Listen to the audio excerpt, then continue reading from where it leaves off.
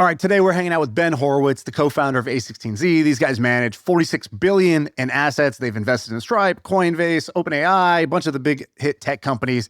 But today we're talking about stuff that you don't usually get to hear from Ben. So things like, how do you actually have a high confrontation conversation? The advice he actually gives his founders.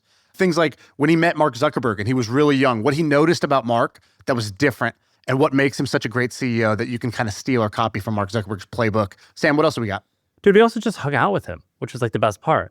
And so he tells a story about how he helped catch Tupac's killer. And we also asked him what interests him right now. What books is he reading? What content is he consuming? What rabbit holes is he going down? And it was incredibly interesting. Awesome conversation with Ben Horowitz. Enjoy. I feel like I can rule the world. I know I could be what I want to. I put my all in it like no days off. On the road, let's travel, never. Okay, so I have a good Tupac story for you. Oh my gosh. All right. I'm incredibly excited to hear it. So my wife is like the biggest Las Vegas evangelist in the world. And she was talking to Quincy Jones's son, QD3, and said, you need to move to Vegas. And he's like, fuck that. I'll never move to Vegas. They didn't solve the Tupac murder. Yeah. And, his sister, Kidada, was dating Tupac. I was like, let's have dinner with the Vegas PD and see what happened. And so me and QD3 and Nas sit down to dinner with the Las Vegas Police Department, and they bring the whole case file. And it turns out the LAPD really fouled the case, like almost on purpose, it looks like. So at the end of the dinner, I say to the chief of police, Mike Gennaro, I'm like, Mike, you ought to reopen the Tupac case. And he goes, I'll talk to the sheriff.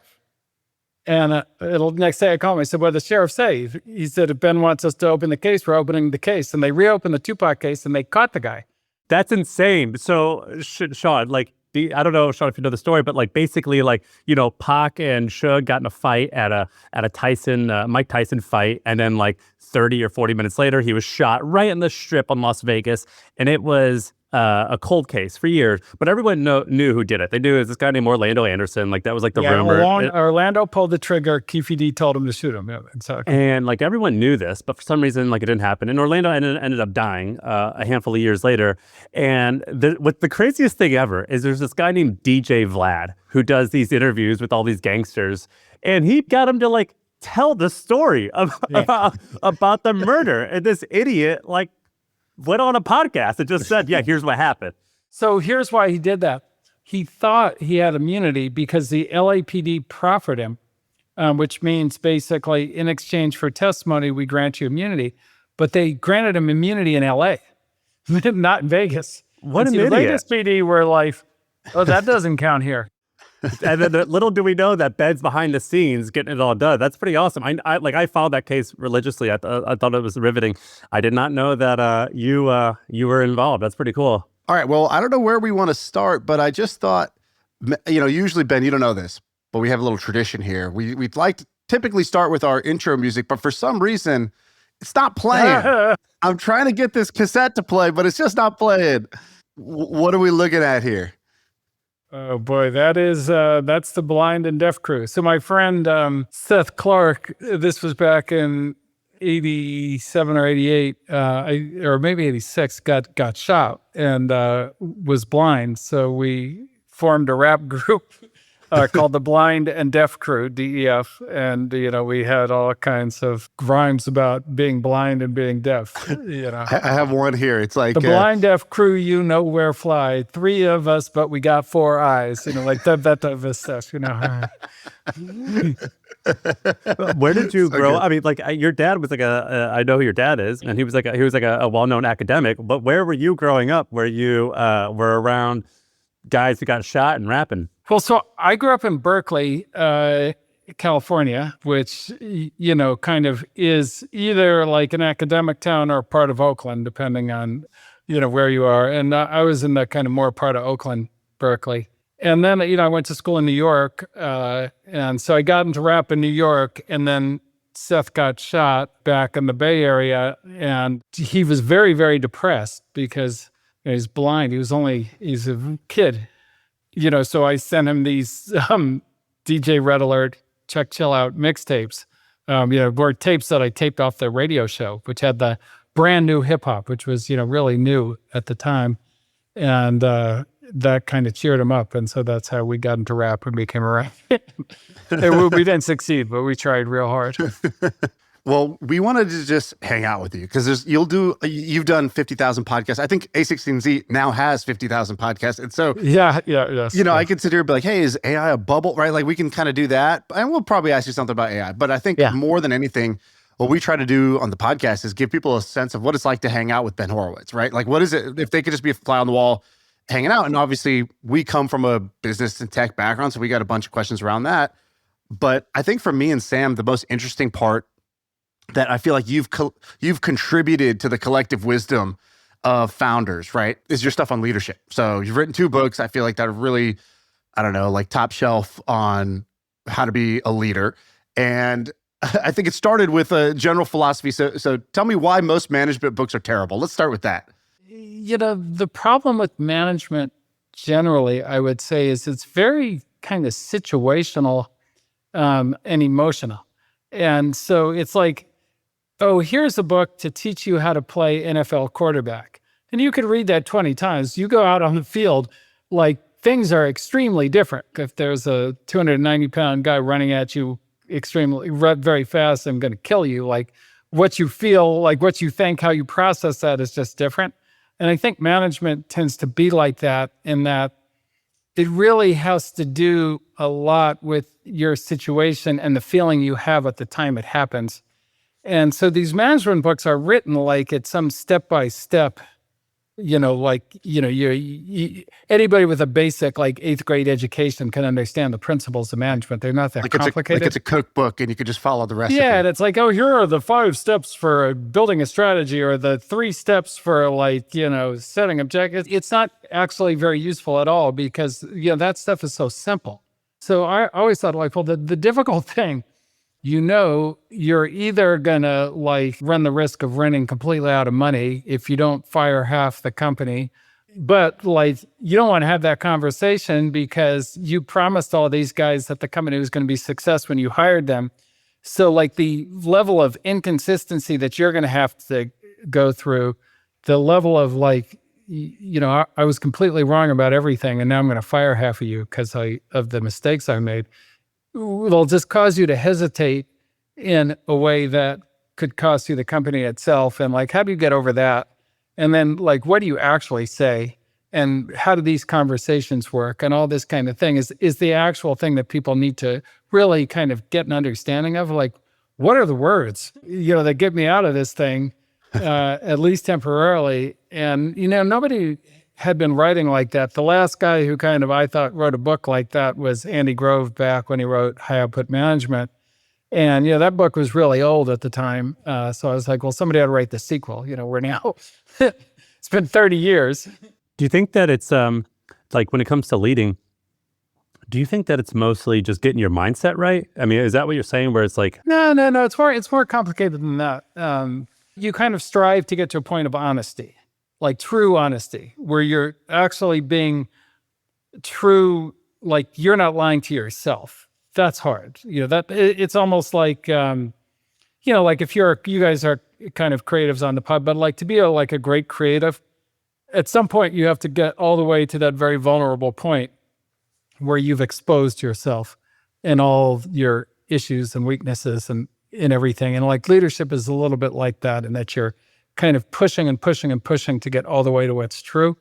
So that's part of the process.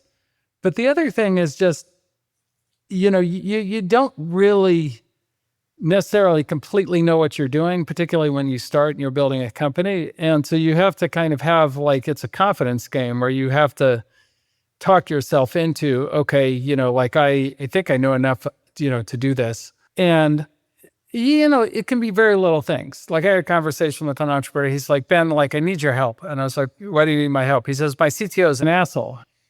And I said, well, okay, but he's a good CTO. I know that from talking to you before. So you're not even asking me, should you fire him, are you? And he's like, no, I'm not asking you that.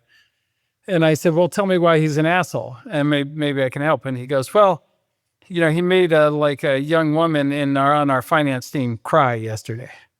And I was like, okay, yeah, that's kind of mean-spirited for a CTO to do that. And I said, well, so you're really kind of asking me like, not how to fire him, but just how to have a conversation with him about his behavior without him quitting. That's what you're saying. And he's like, yeah. And I said, well, look, here's what I would say to him. I would say, hey, you're a fantastic director of engineering, but you're not an effective CTO. And, if you want to be a director of engineering forever, like we can just run just like this and it's no problem. You do a great job at managing your team. You get stuff done on time. You're great. But you're not effective with the rest of the organization. And that's what a CTO is. The CTO has got to marshal the resources of the whole company to get what he needs to get the job done. And if you go to like a junior person, you're like 5 levels below you and make her cry, you're probably right, but like, you're never going to get what you want out of her. So like, you can't even be effective with her. Like, how are you going to be effective with like execs? So if you want to learn how to do that, like, let's learn how to do that. But, and if not, no problem. But just know that at some point I got to bring in the CTO. That's the way I would have the conversation with him. And that kind of got him to okay, now I can talk to him. And so much of like the mistakes that CEOs make are like, they just don't even know how to have the conversation. And so it's a little bit like the mindset part is correct in that there is a confidence part about it. Where you have to be able to kind of do things when you're not sure that you're right.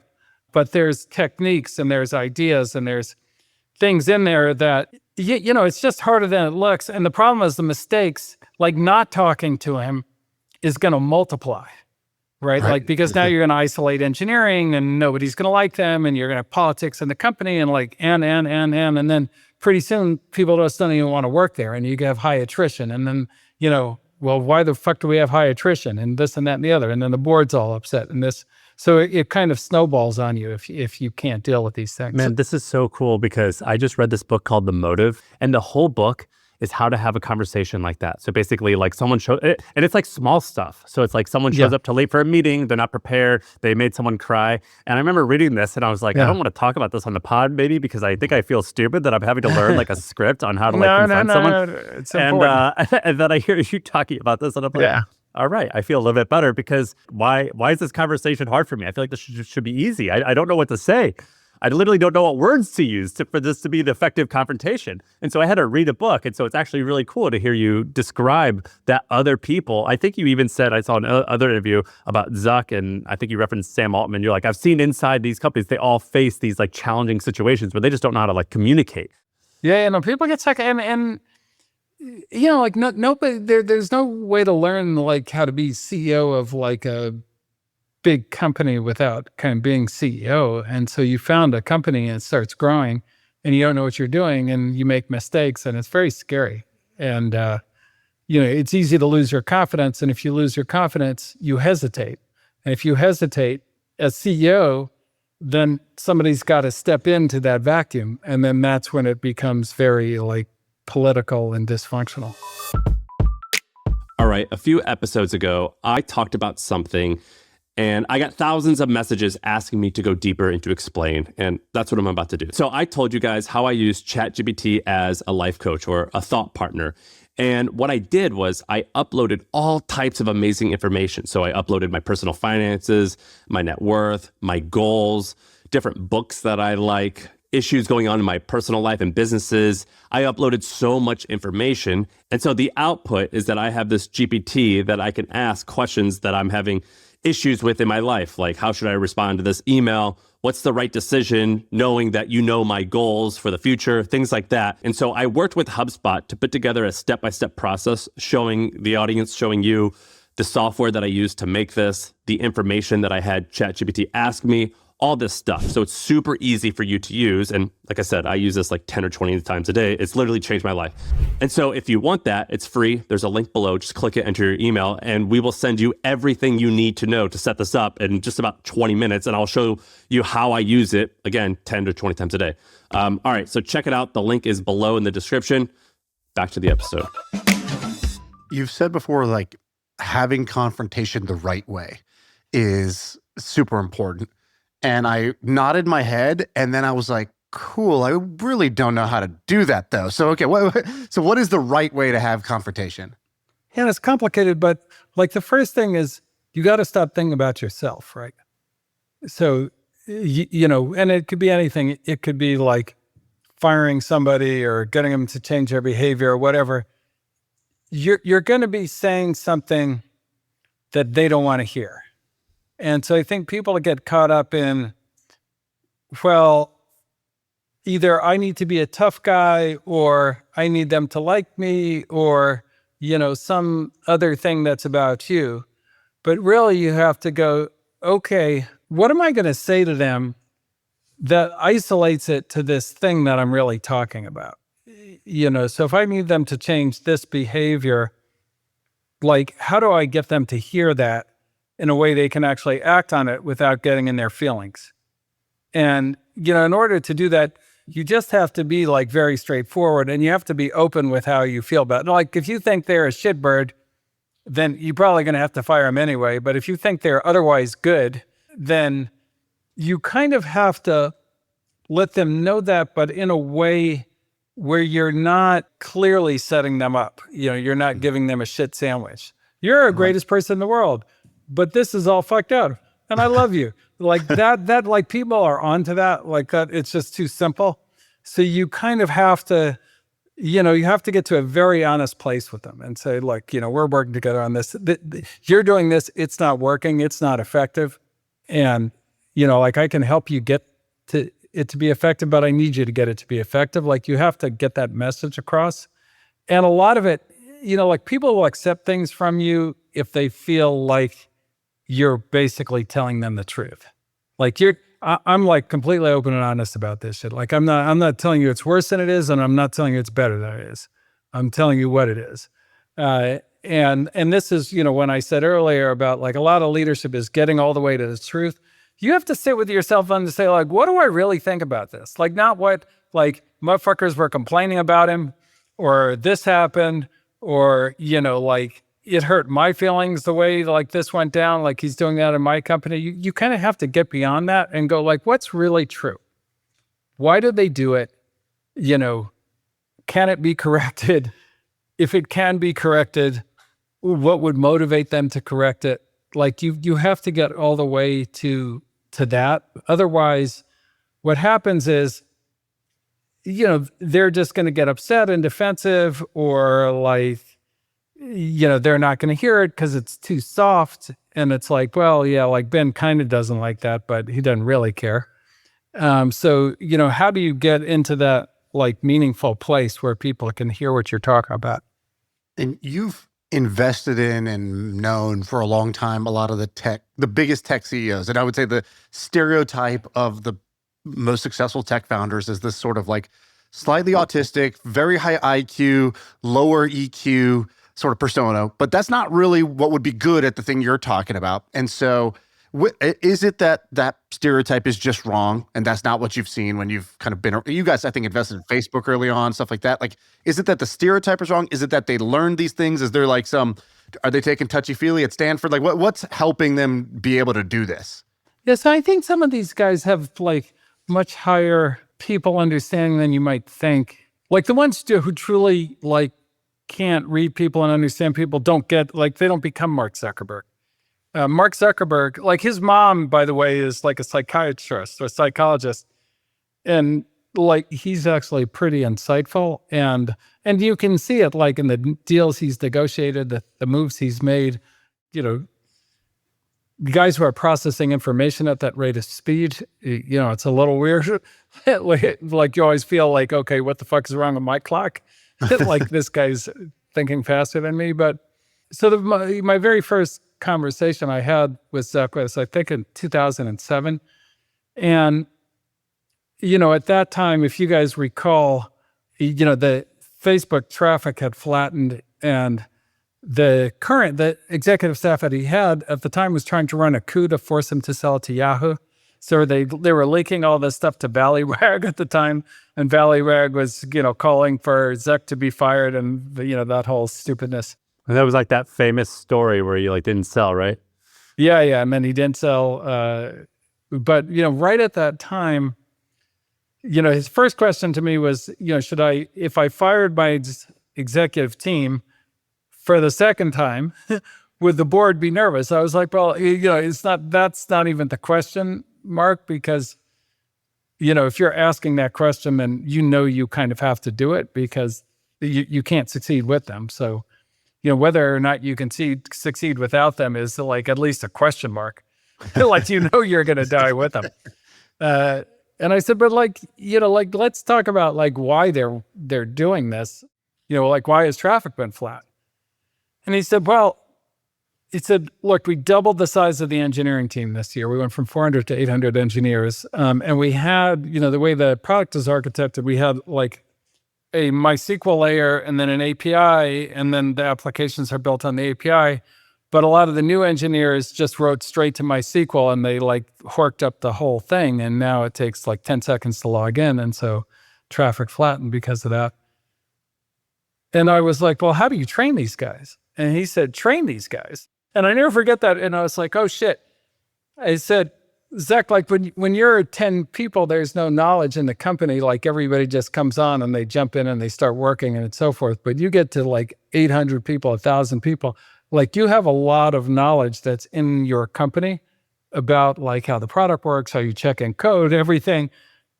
You actually have to teach people that because they don't know who to ask or how to learn that on their own. And so you have to do that. And like, just, to show you what a like great CEO he ended up being, he created this 2-month boot camp for like everybody in product management. Every engineer who entered Facebook had to go through this thing, learn everything and so forth. So he was like, he's like a phenomenal student of management. Before he became like, now he's, I wouldn't call him a student. He's a great CEO, but like a lot of these guys, can figure out the people part pretty fast, I would say. And like I said, the ones who truly don't understand people don't actually turn out to be good CEOs. Like they don't get to that level. Like you can make fun of Larry Page or Elon or Zuck or so forth, but they are actually very smart about people, all three of them. Mm.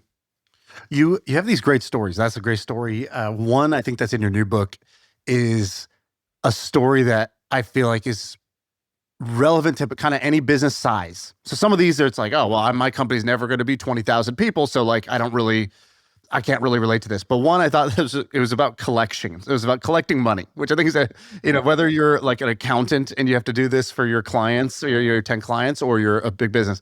And I think it's the CEO of Nation Builder. Yeah. Can you tell this story? I thought this was a phenomenal story. Yeah, so they're kind of, we're living on the edge. They need every kind of thing collected possible, and she was just like, cash collections would just be, and there were all this dumb stuff that would happen, like they sent out the wrong kind of email or this and that, and they didn't get the thing and so forth. And I said, I learned this technique actually from Andy Grove, where like if a project was off track, he would just go, okay, 8 a.m. every day, we're going to meet on it, and I'm going to be in the meeting, and I'm going to want answers. And what that meeting actually turns into is, every dumb thing going on, you can just resolve very, very fast because people don't know who to ask, how to resolve it, whether it's a problem and so forth. So I said, Leah, just like every day, 8 a.m., get everybody in the cash collection team together and start the meeting by saying, like, where's my money? Like, why haven't we collected it? And like, make them explain to you why they haven't collected it. And you'll be shocked at why they haven't collected it. And sure enough, it's like, well, we didn't know we could edit the email. It's just like, you didn't know you could edit the email. Like, but it's, those kinds of things start popping up. Oh, I didn't know that I could do this because this is what we ought to be doing, but we're not doing it because I don't think I'm allowed to do it. And it's like, well, no, I'm the CEO. You're allowed to do it. And then that can unstick a like dumb project that's way off track or a process that's off track or so forth. So it's kind of like a different idea about management where, the enemy as you grow, like communication becomes your biggest challenge. And so it's just a way to go like, okay, I'm going to manually, unscalably fix communication in this organization right now. And the amazing thing about it is it does tend to be very long lasting, where like once they get that, then, it sustains. I had an experience with a founder you invested in. Do you know Suli Ali? He's one of my good buddies, and you guys invested in Tiny back in the day. Of course, yeah. Yeah, he does this exact thing. The founder emailed us and was like, "Hey, we're going to start raising money. We really need to raise money, so it's important. And I would just love to pick your brain on what it was like. A very can I pick your brain? Would you like to go get coffee for this? My house is on fire." And we were like, wait, just to clarify, is the house on fire? He's like, yeah, the house is on fire. So we said, okay, well, let's meet like now. Why are you emailing me? Let's just talk right now. And so he jumps on the call and like, okay, what do you have so far? Let's raise the money. And he's like, here's the pitch deck. And basically in the first 30 minutes, we just gave him like, hey, here's 3 things. Let's go. Like, these are the 3 most important things you got to change. This part of the story is broken. You're missing this information. And, you're framing it the wrong way. You got to frame it this way. And he's like, okay, this is so helpful. Wow. Thank you guys. Would love to touch base again next week. And Suli was like, next week, how long do you think it'll take you to make those 3 changes? He's like, how about we meet today at 3 p.m. and you show me it? And we did 2-a-days with them. And it kind of broke my brain a little bit because there was like this invisible wall as a business person. Like, you don't meet twice in a day. Like, that would be a faux pas. It's like bad manners. It's like, fuck your manners when it's like, was this a big problem or not? Like, just clarify that for me. Because if it is a big problem, then I'll just keep showing up and saying, okay, now what? Okay, now what? And okay, now. And if you just do that for 3 days, all of the excuses get squeezed away is what I found. Like, all the excuses suddenly disappear and you get to the brass tacks about what's going on. It was amazing. That's definitely right. No, that's, Suli and I actually had a lot of conversations about it. He went through a lot of crises in that. So he knows. Today's episode is brought to you by HubSpot because using only 20% of your business data is like dating somebody who only texts you in emojis. First of all, that's annoying. And second, you're missing a lot of the context. But that's how most businesses are operating today. They're only using 20% of their data, unless you use HubSpot. That's when all your emails, your call logs, your chat messages, they turn into insights to help you grow your business because all that data makes all the difference. Learn more at HubSpot.com. Can I ask you about confidence? You give a talk with a bunch of your portfolio companies about, I think I saw you say that like they don't fail due to lack of competence, but a lack of confidence. I would say the number one reason why a founder fails at the CEO job is some kind of lack of confidence, crisis of confidence, whatever it is, that causes them to hesitate, basically. Okay, I should do this, and I can see that I should do this, but I'm not sure I should do this, so I'm going to wait. If you had to teach a class on how to improve someone's confidence, do you have like a framework or some bullet points that you would stand by? It ends up being like at the end of the day, confidence is personal, and you have to feel it yourself to have it. Like I can't, it's like the Wizard of Oz. It's like I can give you like a clock and tell you it's a heart or whatever, but like at some point you've got to believe that. And the thing that causes that crisis in confidence is, okay, you invent something, you hire a bunch of people, you make a decision, it's wrong, people really suffer from it. You feel horrible because you're like, wow, I don't know what I'm doing, and I made a mistake, and it had real consequences. Like most people in life don't have a situation like that until they become CEO. And so then, it's like, well, how do I recover that? And so like a lot of the idea of the firm is like, well, what if you could call anybody? Like, how would that make you feel? Like, what if you could call anybody, in the White House, in Congress, in, like any executive, any kind of big company CEO, and be able to have a conversation, like what if we could build that network for you? So that was kind of the idea behind the platform. And then, we would I used to have this event, which I should probably bring back, but I ran out of room in my backyard, called the CEO Barbecue, where we would bring all the CEOs for the portfolio, and then we would just like put like very famous people around them. So we had like Zuck and Larry Page and Kanye all at a barbecue, and they're at the barbecue, and there's no like talks, there's no business agenda, there's no nothing, there's no even toast, right? Like it's just a barbecue. And so it's just to make them feel like, oh shit, like I know Kanye, like I have to be somewhat important. Like, so you're trying to like imbue this feeling that like, I may not totally know what I'm doing, but I should be CEO, you know. But like I'm at a barbecue with Kanye. And so I can't be totally dumb. Yeah. What about the inverse? When you look at a CEO and you're like, oh, they have just like hit this fork in the road. Now confidence is going to go horribly, is going to go down, and it's going to be their demise. What decisions do those people make? Like, what are the commonalities between the people who lose it that way? Sort of like the Charlie Munger, like, tell me where I'm going to die so I know not to go there, right? What would be the decisions I would make to take me off the path? I would say the big thing is it's almost like a lack of decision, right? Like it's a hesitation. In the football, they always say, like, you have to trust your eyes, because you could be really fast, but if you don't start running when you see the thing, if you wait, then you're not fast. And that's kind of what it's like for CEOs. Like you could be really, really smart, but if you wait too long before you pull the trigger, you're not smart anymore. It's too late. And there's all kinds of like excuses people tell themselves to not make a decision. So for example, like one of the biggest ones on an executive like is, well, if, you know, we made such a big deal when we hired him, like what is the press going to say? Or what are the people in the company going to say? Or, you know, I don't have time to hire a new person to do the job that this guy's fucking up. You know, like these kinds of, there's all these reasons not to make the decision. And they're all just, if you think about them for more than like 5 minutes, you go, well, that doesn't make any fucking sense, because this guy's like fucking up the whole org. Like, who gives a fuck what the press says? Like, you just get rid of him, like start rebuilding now. You know, like it's not, if he's doing a bad job, like no job is better than a bad job. Like, I think we all know that.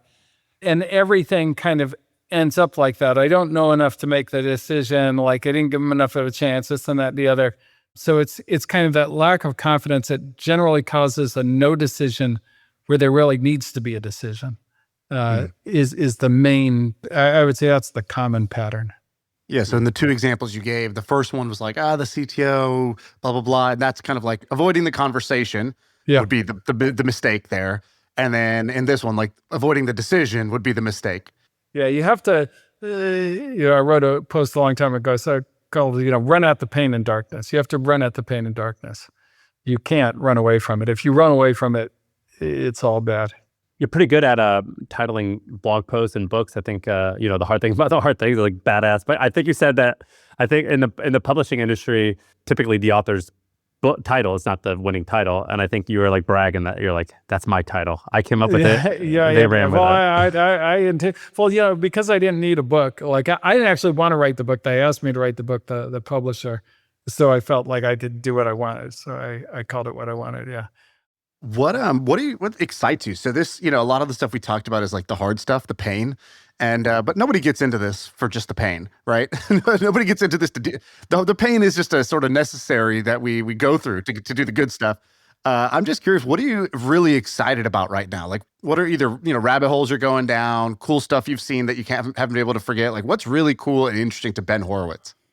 Well, so one of the most exciting things that's going on now is, you know, like kind of, it's well known that the United States has kind of fallen behind in defense, manufacturing, rare earth minerals, all these kinds of things. But what's been very exciting is like there are startups that are like, oh, I'll solve that for America.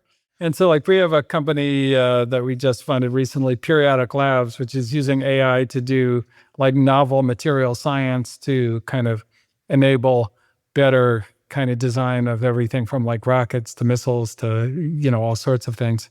And then we have a company, Cobalt Metals, that is basically using AI. So they take a dirt sample and they use AI to analyze the dirt sample, and they can tell you, oh yeah, there's going to be like, you know, copper below that, you know, whatever, a mile down into the earth. And so, you know, these kinds of techniques where you're kind of using tech to go, oh, no, we're going to catch up fast, has been like very, very exciting, I would say.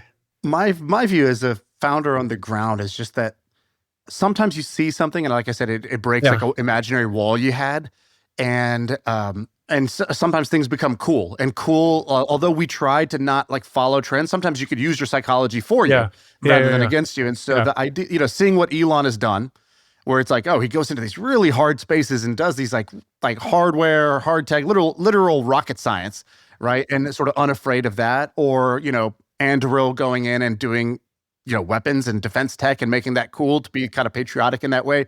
Is that what it was? Is that what it took, or was there something else to it? There's a lot. They're very challenging companies to build in some ways, but on the other hand, it's a good time to do them because Elon has, God bless Elon for showing that it was possible. So now, whereas like only Elon could have financed Tesla, normal people can start to finance these things now because Elon has shown that it's possible. So it's a little bit like the 4-minute mile in that way, I would say. But the things that, and even in like public safety, you look at something like, flock safety, in a way, technologically, it's not nearly as complicated as some of the other, as like as an Anduril or something like that. But it's very, very powerful. They really make both kind of policing, being a citizen, and even being a criminal more safe, because all of a sudden you're using AI to provide real intelligence. So, for example, in Las Vegas, where we deployed it, a huge problem in like police violence, police getting killed, are traffic stops. And a big reason for that is somebody reports there's a 1998 Honda Acura that's driving, that's brown, that kidnapped a baby. Okay, so that's a real situation. But like that description is usually wrong. Like the description of the actual car is usually wrong. So you have flock safety, you have the exact match. So the difference between a cop going into a situation where they may have the wrong guy, and if they have the wrong guy, the guy could get very agitated, and then you have a bad situation. Or they know 100% this guy is in a car that we know is the car, and there's a baby in the back that's not his. Okay, you're going in with you're not sending a single person in there with a gun coming off their motorcycle. Like, you've got a whole team that's going to make sure that that person is apprehended safely and correctly, and the baby is safe. I've heard flocks, this amazing thing. Is it drones? Is it cameras? What are they doing? Yeah, no. So it's primarily like a camera system where AI will basically, so somebody does something, they grab the car on the camera, that car shows up on another camera anywhere in the city, and they're like, oh, there it is. And actually, that's how they caught, interestingly, the Tesla terrorist who set the Tesla ship on fire in Las Vegas. Was he came in earlier to case the place. Flock safety picked up the car. They saw the car come back at night, and they were like, oh, we know whose car that is. And they just went and arrested him. Did you guys see that ad? I think it was like 2 weeks ago. I was trying to find it. It went viral on Twitter, but it was basically, I believe it was a solar company. Was it a solar company where they're recruiting employees, and they had a whole website just dedicated to the recruitment aspect of just they needed more staff. And they bought an ad in the New York Times, I believe, or some newspaper. And it was like an old man sitting with like what it looked like his grandson overlooking a mountain. And they were like overlooking, I think it was solar panels. I'm not exactly sure, but it was like, do you really want to tell your grandkids that you spent your entire 30s and 40s building just B2B software? It was great. And and there's this whole trend amongst young people on Twitter of like being more traditional and things like that. And I think that, to answer your question, Shaan, about Anduril and Elon, I think that it's kind of been like a perfect spiral or a perfect mix of like people seeing Elon and Palmer do these interesting things, and also just like getting sick of just building B2B software or something, that's just a stereotype for what's boring. That may or may not be true. But like, like seeing this and like there could be more out there. I think that the software had to get good enough to, of course, make these other things possible, which is, and it's amazing that we're at that time where you can really imagine changing the world in all kinds of ways. You get to see a lot of pitches of the smartest people in the world telling you what the future is going to look like in 5 years. And so you have this like element of your job that's a little bit like a time traveler.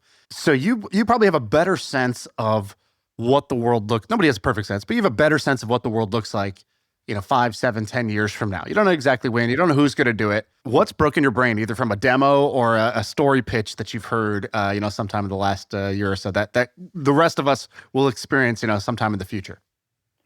Yeah, so I think, one of the things that, everybody's talking about embodied AI and robots and so forth, and rightly so. But I would say, like, in the creative space, I'm starting to realize, like, there's AI video and so forth.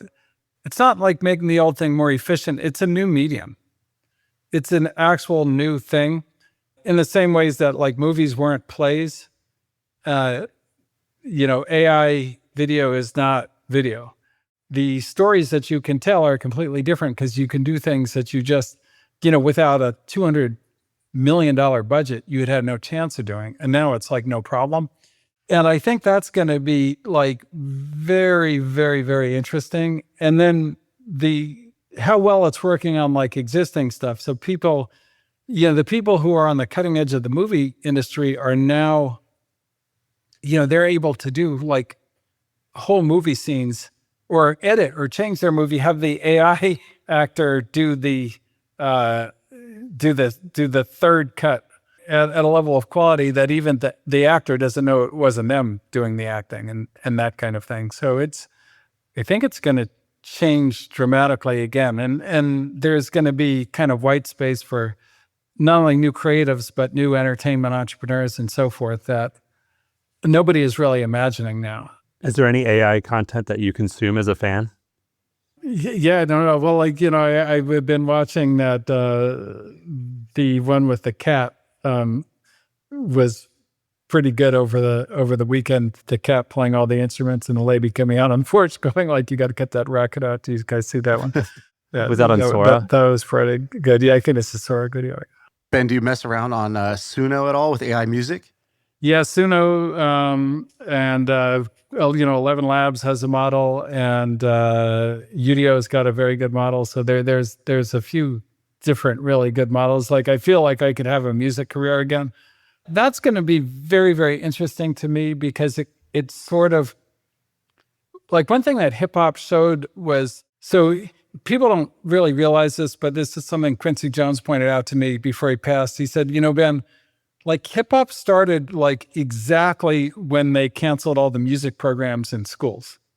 Like it was the exact same time when people didn't learn to play instruments in schools. That is exactly when hip hop began. And hip hop kind of freed you as somebody who was like a musical talent from actually having to learn to play an instrument, which, and even for the producers, right? Like you had a drum machine, you had samples, so you could hear what you liked and play it, but you didn't need to be a virtuoso. And that kind of opened up a world that we didn't have before. And I think AI music is kind of that on steroids. I don't know if you guys know, the number one song in the country right now is an AI country artist. It's called Walk My Walk. Oh, yeah. And the first AI artist that got a record deal recently, so this is definitely what the future looks like, is people who, non-musicians, it's just like, Replit and others make it so that you don't have to be a coder to make apps. And now you don't have to be a musician to make music. And I don't think people really understand how big of a deal that is. Like my personal trainer, who's been in the fitness world his whole life, has been in a rabbit hole he's probably in the top 0.1% of AI creators in the world right now, creating amazing music. And he's like got like a full band. He's like his own record label. And every day he's up till 2 a.m. and he knows these programs inside and out. And because it wasn't really accessible to somebody who didn't have, musical talent before to be able to make music. Right. There's a big difference between taste and creativity and being a virtuoso violinist, right? Like those don't necessarily have to be the same thing. And it's great that, people, whatever, practice violin for 3 hours a day and like get amazing at it and all that kind of thing. But it's pretty neat to have a world where like, okay, if you can just do this part, you can still play. This is for the folks out there who have a business that does at least $3 million a year in revenue. Because around this point, that's when you're able to look up after being heads down for years building your company, and you realize two things. One, you've done something great, but you're still a long way from your final destination. And two, you look around and you realize, I am all alone.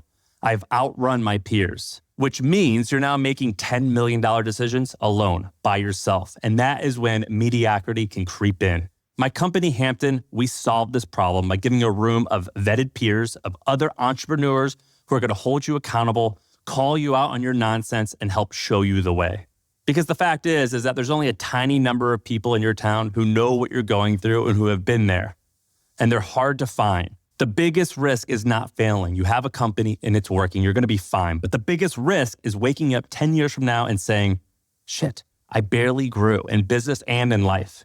And for people like you who are ambitious, wasted potential and regret is what we want to help you to avoid. We have made so many of these groups and we have 1,000+ members. And I know this stuff actually works. It can change your life. It changed mine and I know it will change yours. So check it out, joinhampton.com.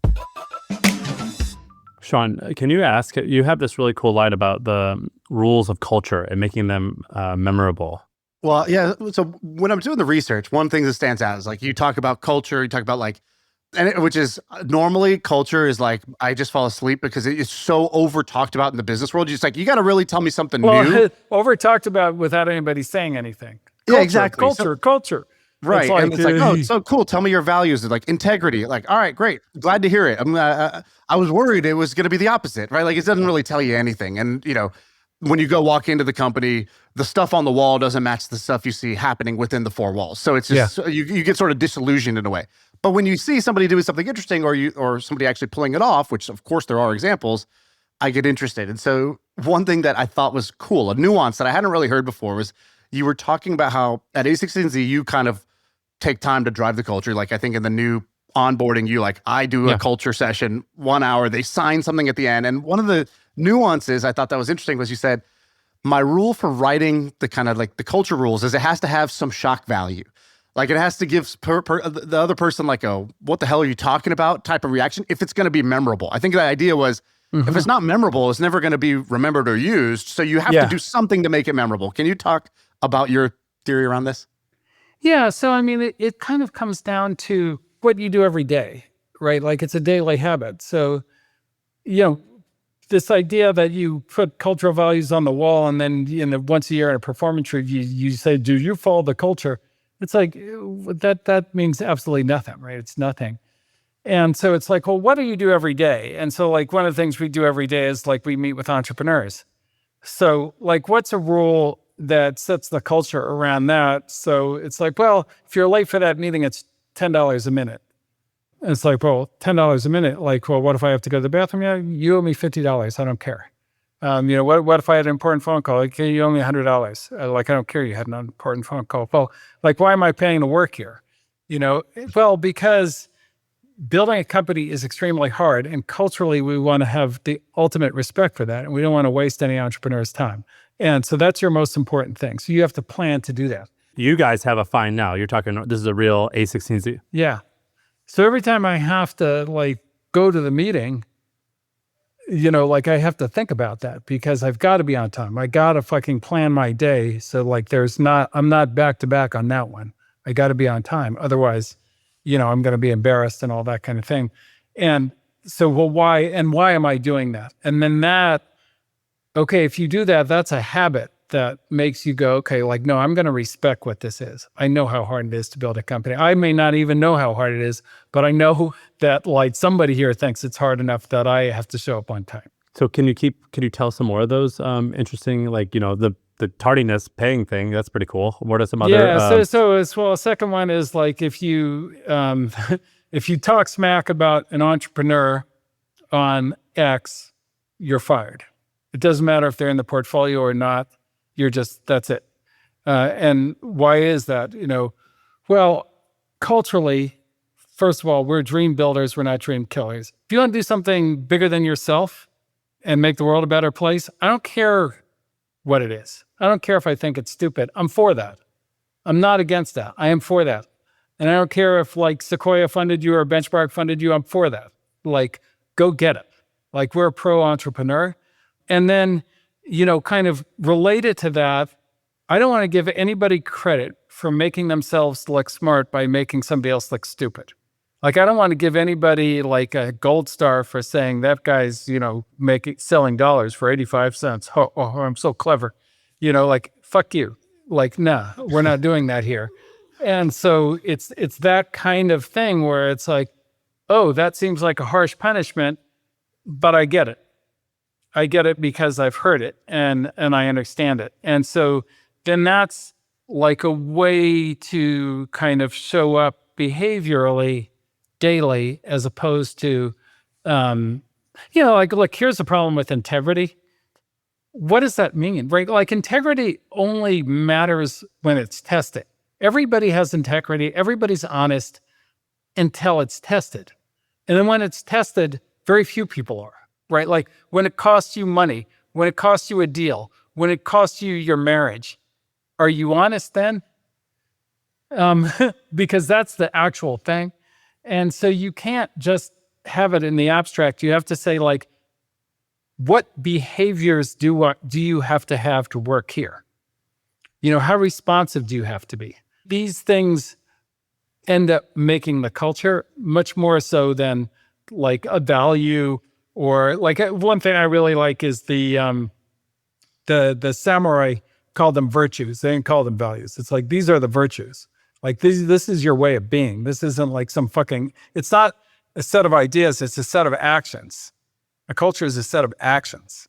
Listen to this, Shaan. So if you go to a16z.com/about, you'll see their values. And I just want to read, like, I've never seen this before, so I'm just going to read a couple of them. But the 6 out of 7, it's, we play to win. Our culture only matters if we're important. And in order to be important, we must win. We are the best firm in the world, so we expect to win.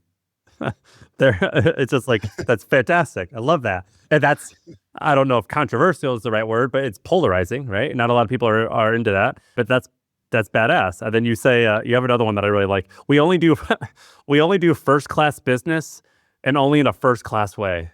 I think that's I actually stole that phrasing from JP Morgan. It's so cool. He said it in court. They were accusing him of some kind of like crazy like market manipulation. And you're talking about the JP. Yeah. James Pierpont. The JP Morgan. Yeah. I think I read about that line in the Andrew Sorkin's got that like 1928 or 29 book, and I think he says that. But that's great. But like when I go to this site and I see these, I'm like, okay, this is kind of like, these are like the high level principles. But what you were saying just now is a little bit different. You were like, hey, look. Well, there's got to be behaviors that support the principles. Yeah.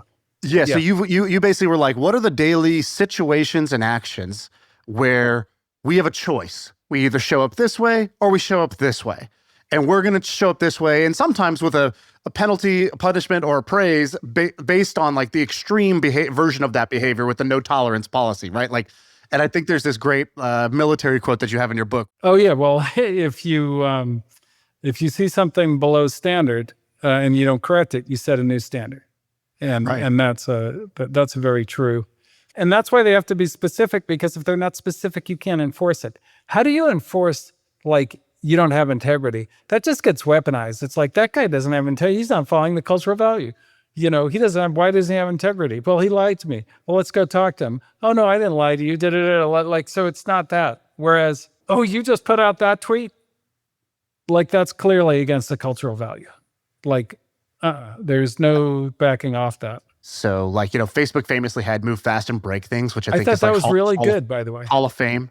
Yeah. That's a Hall of Famer, but like, that's kind of the, one of the few that I know. I thought about that for months. Like, I'm like, Move Fast and Break, because it's so counterintuitive. It's like, well, you want me to break things? I'm an engineer. I make things. I don't break things. But it was just his way of saying, like, there is no excuse for not fucking shipping. Like, we're going fast. But they don't have that anymore, do they? Is that still a thing? They got bigger, and then, I think speed wasn't their main thing that they were trying to achieve. I think they literally changed it to like move fast. It's move with fast. stability and with stable infrastructure and reliability.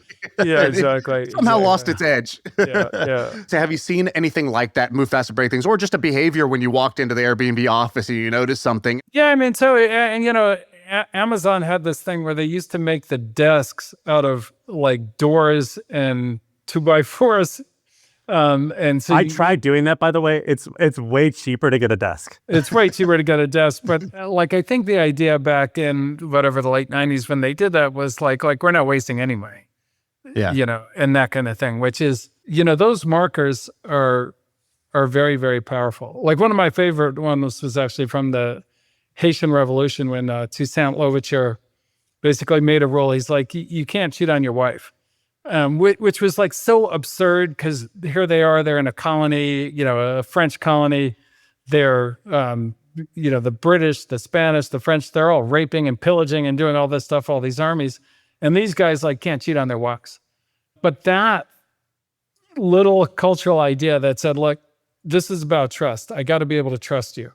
And like the people have to be able to trust you ended up basically really influencing the war. So one of the things that was like very surprising, I think, to people who read about the Haitian Revolution was, here's the slave army taking on these European colonies, and the white women in the colonies supported Toussaint against like the French. And you go like, well, why'd they do that? Because they didn't rape. They didn't pillage. Like Toussaint, like these guys were like half naked soldiers or slaves. And they weren't doing any of that. They were super polite. They behaved in a certain way. And the legend is, so he was Toussaint Louverture, but slaves didn't have last names. So where did Louverture come from? And so the story is Napoleon, who really was pissed at him, brought his generals together. And it's like, how in the fuck can you not get this slave? Like, how can you not defeat this slave? And they're like, well, we get him backed up. We get him surrounded. And then all of a sudden there's an opening. And he became Toussaint Louverture, Toussaint the opening. And the opening, a lot of people say, was created by these townspeople, these women who were just like, oh, fuck, we're for him. We're for that army. I don't give a fuck about your army. We're for that army. So like culture can be like super influential. That's a great story. That's really cool. Badass. You mentioned Amazon. Did you see Jeff Bezos got a new startup? Oh, did Jeff got a new startup? Right. Yeah, you didn't see this announcement? Project Prometheus. They raised an initial seed round of $6 billion to bring. Is that true? They called it a seed round. Well, yeah, it's the first round of funding. So $6 billion raised, and they got 100 people, and they're building AI for like the physical world. So it's not just robots, but basically like the manufacturing of airplanes and ships and things like that. So they're basically saying, how do we use AI? And like sort of advanced manufacturing, I think is the idea, but obviously they're a little tight on details. But that's pretty cool. He's like back in a operational role for the first time, which is cool. Yeah, no, I think that, by the way, like how great is it that the logistics genius of our time is back at it and going to help us like get back in the manufacturing game like that. Yeah. Those things are just incredible to me. And I think all of us were a little sad when Jeff was just living his best life just because he is so talented. So this is very great news. I loved it. I was like, this guy's having fun. He's getting jacked. He's showing a different, a new North Star also, which like has kind of also taken over the tech industry. And by the way, like whatever, like, people always make you into a cartoon when you get to that level. He is, for sure, like a top 2 or 3 best CEO in the last 40 years. So you're a bit surprising to me because I've read all your books. I know about your background. Basically, like you have like guided the people who have shaped destiny. You have also shaped destiny yourself, but like you've done all these amazing things, and you're a shockingly fun hang. Normally, I think, and like about hip hop and all this stuff. Normally, the people who have outsized results typically have very strange personalities, and they're like a little quirky. And I'm sure you have your quirks, but you just seem shockingly well balanced for how not normal your success is. Is there anything in your day-to-day life that you think that is would surprise probably like the average person? Or are there any tendencies that you have that you recognize probably aren't at all normal? Well, I would say probably the thing that my daughter always says that is unusual about me, and I think it came from like the beginning of my, like I had, I am different than the modern people. Like I was married when I was 22. I had 3 kids by the time I was 25. Like I kind of had to grow up fast. And, and then when I had the company, I was trying to raise the kids and the company, and, I didn't have money for nannies or anything. So like it was a lot of that. But what she says to me is, she's like, Dad, like you're like at the top of Maslow's hierarchy. Like you're very zen with all this. And like I take things for what they are. I don't, like I'm pretty good at not being unemotional, but not letting like my emotional reaction control my behavior. Were you always that way, or did you become No, that? no, definitely not. Like I think it was just all the trauma that like forced me to learn that. What age what made you calm down? Was it age? Was it kids? Was it success? Was it like, look, I've made it. Everything else is just icing on the cake. I don't care. Well, I think it was the combination of the kids and the company, the first company I founded, Loud Cloud, which then became Opsware, was so difficult that like in life since then, we've had difficulties building the firm, whatever, but like they never got like a rise out of me that could compare to what I'd already been through. So it's almost like I feel like it's almost like I know guys. My friend Oliver Stone was in Vietnam, and like you could tell everything about him was, I'm not in Vietnam anymore. So much of his life is defined by not being in Nam. And like, I do feel like I don't want to compare it to war because people always criticize me for my war metaphors, but it's kind of like that feeling where it's like, okay, I've been through that. I'm just looking at the world differently now. And I bet it, and like, I'm sure you had some sense of like, all right, I've accomplished something. Like, I feel good.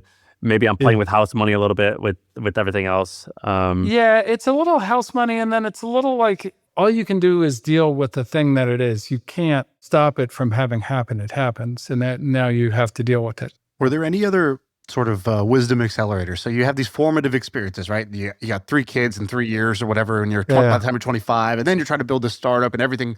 You face kind of like the back against the wall moments. Were there any other formative things? Like, for example, in my life, I went to like a Tony Robbins seminar. It's like, I sort of got 5 years of wisdom in a weekend type of deal. Yeah. No, he's very good at like dealing with your own psychology. Or you very spend a summer that. doing something, or you read a book at the right time, or you get the right message at the right time, and you have a moment where you just decide like from now on X.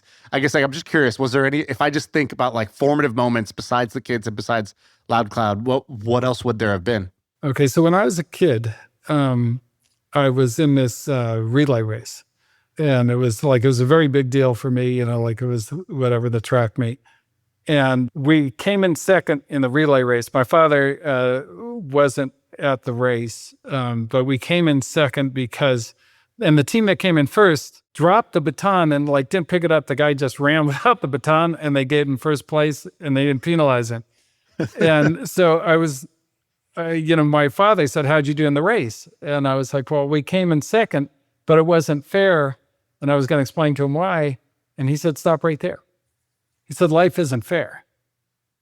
And that shocked me so much at the time, but it really stuck with me. And it's the single best lesson that I ever got in my life was life isn't fair. And I see young people wreck themselves so much because they have an expectation that something about life is going to be fair. Like nothing about life is fair.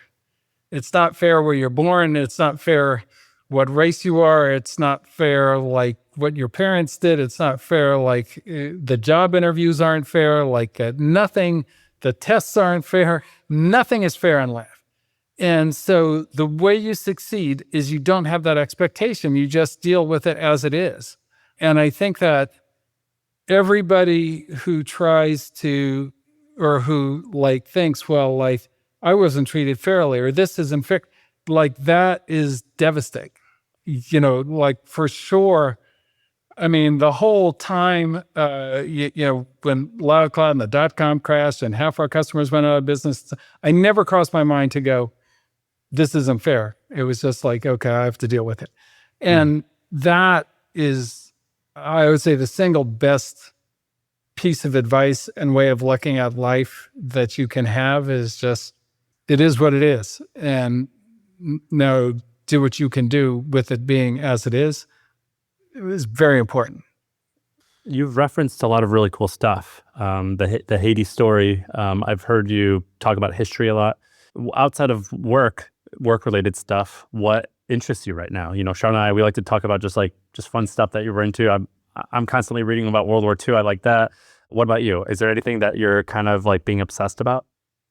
Yeah, so I do have this, I'll give a plug for it. So I have this charity that I created with my wife called the Paid in Full Foundation, which basically, is kind of this idea on a whim, but we give pensions to the old hip hop guys. So, they got $100,000 a year. And then we have this award show for them, where we name them grandmasters and so forth.